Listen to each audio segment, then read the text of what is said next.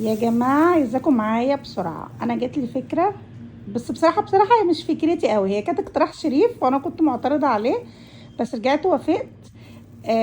هو قال لي ان احنا يعني نقدم للعرايس وجبة غدا.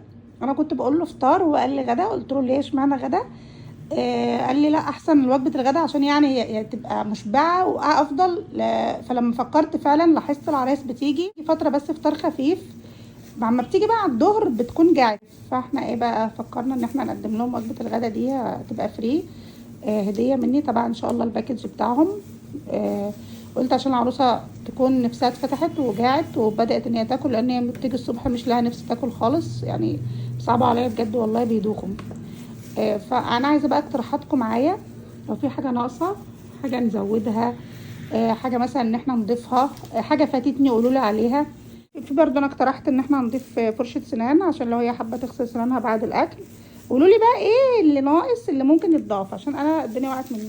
وشوكليت كمان اهي، علشان هي بتبقى متوتره، فالشوكليت يهدي العروسه. وده لكل العرايس اللي هم حاجزين اصلا اوريدي معايا، او اللي لسه هيحجزوا ان شاء الله لحد يوم الوقفه بتاعه العيد الصغير. هنشوف بقى ان شاء الله، هنبدا بقى نغير، هنستبدلها بقى بوجبه فطار، او مش عارفه هتتلغى او تفضل موجوده. المهم يعني ان الوجبه ان شاء الله متضافه للباكج خلال الفتره دي لحد يوم الوقفه باذن الله. شكرا والف مبروك لكل العرايس، وبالهنا والشفا على قلبك يا رب.